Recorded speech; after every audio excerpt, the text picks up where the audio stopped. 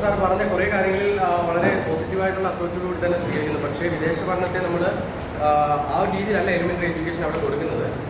Sir ഏത് രാജ്യത്തിൻ്റെ base ചെയ്ത് നടത്തില്ല. ഞാൻ ഇറ്റലി, ജർമ്മനി 2 രാജ്യങ്ങളിലെയും വിദ്യാഭ്യാസ സമ്പ്രദായവുമായിട്ട് ബന്ധപ്പെട്ട് നേരിട്ട് കണ്ടതും അതിൻ്റെ റിലേറ്റീവ്സ് അവിടെ പഠിക്കുകയും ചെയ്യുന്നു. അതുമായി ബന്ധപ്പെട്ടാണ് എലിമെൻ്ററി ലെവലിൽ നമുക്കാണെങ്കിൽ ഈ കിൻഡർഗാർട്ടനിൽ പോകുന്ന കുട്ടികൾ അവിടെ അവർക്കാണെങ്കിൽ ബേസിക്കായിട്ട് കളിച്ച് പഠിക്കട്ടെ എന്നുള്ള രീതിയിൽ തന്നെയാണ് പഠിപ്പിക്കുന്നത്. പക്ഷേ നമ്മുടെ വീട്ടിൽ 1ാം ക്ലാസ്സിലോട്ട് പഠിക്കാൻ വരുമ്പോൾ അവരവിടെ തന്നെ അക്ഷരങ്ങൾ സ്റ്റാർട്ട് ചെയ്യുന്നത്. പക്ഷേ ഈ അക്ഷരങ്ങൾ നമ്മൾ എഴുതി പഠിക്കുന്നതിന് മുമ്പേ അവരെ പിക്ചറൈസേഷനിലൂടെ കണ്ടു പഠിക്കാനും കാര്യങ്ങളുണ്ട്. ഏകദേശം 3ാം ക്ലാസ് ആകുമ്പോൾ മുതൽ അവരുടെ അസൈൻമെൻറ്റുകൾ സ്റ്റാർട്ട് ചെയ്യുന്നു.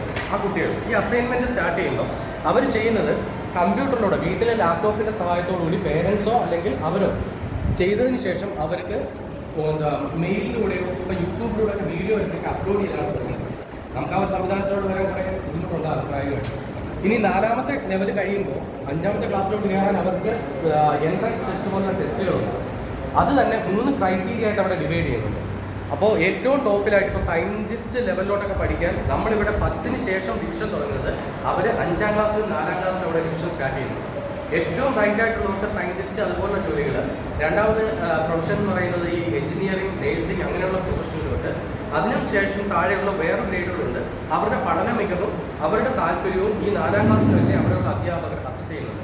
പിന്നെ അവിടെ കണ്ട പോസിറ്റീവായിട്ടുള്ള ഒരു കാര്യം 1 മുതൽ 4 വരെയുള്ള 3 ആണോ 4 ആണോ ഓർക്കുന്നില്ല, അതുവരെയുള്ള ക്ലാസ്സുകളിൽ അവർക്ക് കുട്ടികൾക്ക് എല്ലാ വിഷയങ്ങളും പഠിപ്പിക്കാൻ 1 അല്ലെങ്കിൽ 2 അധ്യാപകരാണ്. ഈ 2 അധ്യാപകരും അവരെ കൃത്യമായിട്ട് ഇവാലുവേറ്റ് ചെയ്യുന്നു.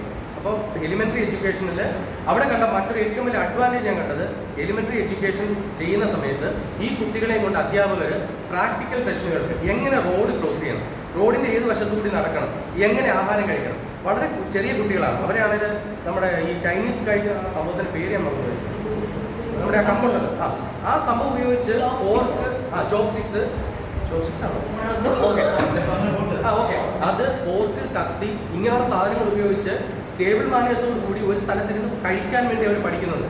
ഒരു റോഡിൽ ഇറങ്ങിയാൽ എങ്ങനെ റോഡ് ക്രോസ് ചെയ്യണം കുട്ടികളെ പഠിപ്പിക്കുന്നുണ്ട്. ഒരു സൂപ്പർ മാർക്കറ്റിൽ ഞാൻ നേരിട്ട് കണ്ടതാണ്. അവരുടെ ഒരു പ്രാക്ടിക്കലിൻ്റെ കാര്യമായിട്ട് ടീച്ചേഴ്സ് 2 പേര് മാത്രം കൊച്ചു കുട്ടികളുമായിട്ട് സൂപ്പർ മാർക്കറ്റിൽ പോകണം, എന്തൊക്കെയാണ് ഷോപ്പ് ചെയ്യുന്നത്, ഷോപ്പ് ചെയ്യുമ്പോൾ ശ്രദ്ധിക്കേണ്ട കാര്യങ്ങൾ എന്തൊക്കെയാണ് കൃത്യമായിട്ട് പറഞ്ഞു കുട്ടികൾക്ക്.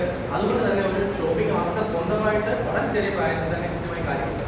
നമ്മുടെ ഇവിടെയുള്ള സിസ്റ്റത്തിലുള്ള ചെറിയ കാര്യങ്ങൾ. ഇനി അഡീഷണലായിട്ട് 1-2 കാര്യങ്ങൾ കൂടെ ആഡ് ചെയ്തോട്ടെ.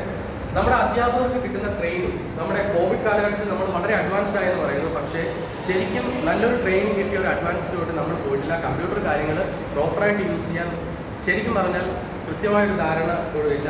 പിന്നീട് പ്രധാനമായൊരു സജഷൻ, ടീച്ചേഴ്സിൻ്റെയും സ്റ്റുഡൻസിൻ്റെയും റേഷ്യോ അത് നന്നായിട്ട് കുറച്ചാൽ പറ്റും.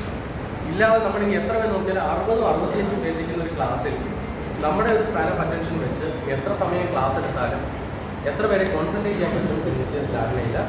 പിന്നെ ഇൻഫ്രാസ്ട്രക്ചർ അത്യാവശ്യം റെഗുലറായിട്ട് വരുന്നുണ്ട്. ടീച്ചേഴ്സിനും കുട്ടികൾക്കും അതുപോലെ തന്നെ സ്പെഷ്യലായിട്ട് ട്രെയിനിങ് കൊടുക്കുക.